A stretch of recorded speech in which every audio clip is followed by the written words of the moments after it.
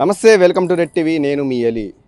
నెల్లూరు జిల్లా వెంకటేశ్వరంలో ఘటన మరొక ముందరే మరో ఘటన నెల్లూరు జిల్లాలో చోటు చేసుకునింది. అయితే ఇలాంటివి అన్నీ జరుగుతున్నాయి, కానీ అధికారులు పోలీసులు వాళ్ళకి చెప్పినా కానీ పట్టించుకొని పరిస్థితిగా ఉంది. అయితే ప్రస్తుతం నెల్లూరు జిల్లా చింతరెడ్డిపాలెం దగ్గరలో ఉన్న ప్రాంతంలో ఈ ఘటన అత్యాచారం అనేది జరిగింది. అయితే ప్రస్తుతం వాళ్ళ తల్లిదండ్రులు మనతో ఉన్నారు, వాళ్ళతో మాట్లాడదాం. అలా చెప్పండి, అసలు ఏం జరిగింది?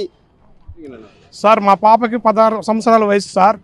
మా పాపని గోడ పెంచిలి అనే అబ్బాయి పాడు చేశారు సార్. ఆ అబ్బాయి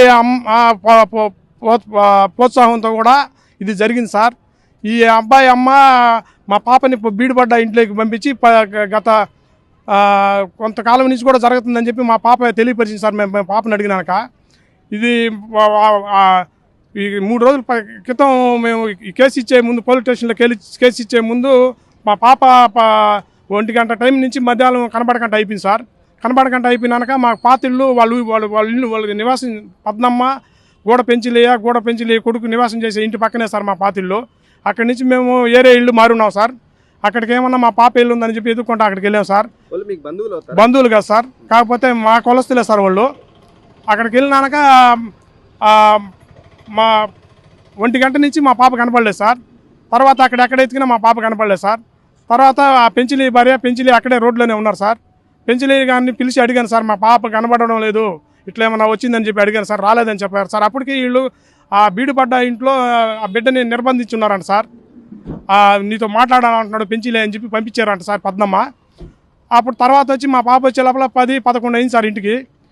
ఇంటికి వచ్చినాక వాళ్ళ అన్న చేయి చేసుకుని దెబ్బ కొట్టాడు సార్. ఇప్పుడు దాకా అక్కడ నిన్ను ఎక్కడెక్కడ ఎతుకుతా ఉన్నామని చెప్పేసి. తర్వాత కొట్టినాక ఇట్లా గోడ పెంచిలి ఆ అమ్మ పద్మమ్మ ఆ పక్కన వాళ్ళ ఇంటి పక్కన బీడుపడ్డ ఇంట్లోకి ఆ గోడ దాటి పంపించింది మమ్మల్ని. ఆ ఇంట్లోనే ఉండండి, మిమ్మల్ని మళ్ళీ వీళ్ళు మీ నాయన ఎతుకుతా ఉన్నారు, మళ్ళీ వాళ్ళు వచ్చారంటే మిమ్మల్ని చూసేస్తారని చెప్పేసి అక్కడ వాళ్ళని నిర్బంధించిందంట సార్.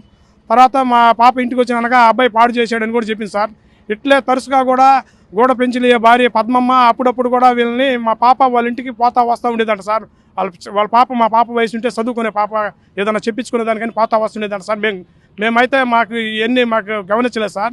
ఇది వరకు కూడా తరచుగా ఇట్లే పంపించేదంట సార్ ఆ పద్మమ్మ అని సార్. మాకు ఈ 1 గంట నుంచి 10-10:30 రానప్పుడు ఈ విషయం పూర్తిగా తెలిసింది సార్. అప్పుడు దాకైతే మాకు ఈ విషయం మేము కనుక్కోలేకపోయాం సార్. ఈ చేసే విధానాలంతా ఇట్లా మా పాపని అత్యాచారం చేపించిన పద్మమ్మ గారిని, అత్యాచారం చేసిన గోడ పెంచిలిని వాళ్ళని కఠినంగా చర్యలు తీసుకొని మాకు న్యాయం చేయమని కోరుతున్నాం సార్. ఈ యొక్క కేసులో ఎవరైనా రాజకీయ నాయకుల ఒత్తిడి ఏమైనా ఉందా మీకు?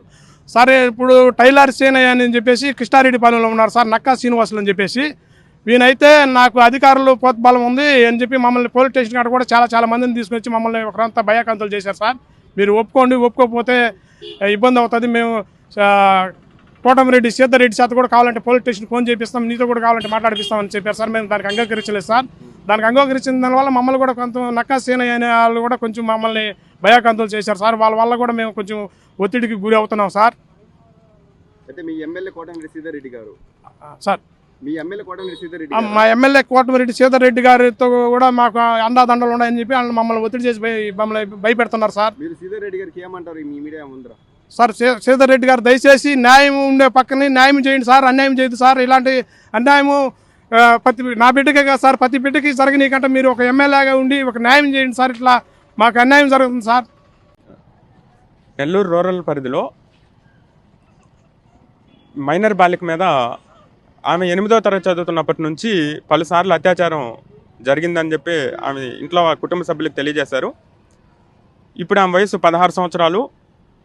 గత 3 సంవత్సరాలుగా ఎవరైతే అక్యూజ్డ్ ఆమె పైన పలుసార్లు అత్యాచారానికి పాల్పడ్డాడో, అంటే ఆ అబ్బాయి వాళ్ళ అమ్మ కూడా దీన్ని ఎంకరేజ్ చేస్తూ వచ్చారట. ఎంకరేజ్ చేస్తూ రావడంతో పాటు ఫైనల్గా మొన్న బ్లాస్ట్ అయింది ఈ సబ్జెక్ట్ అంతా కూడా. మొన్న ఒకరోజు వాళ్ళ ఇంటి పక్కనే ఉన్నటువంటి పాడుబడిన ఇంట్లోకి మా అబ్బాయి నీతో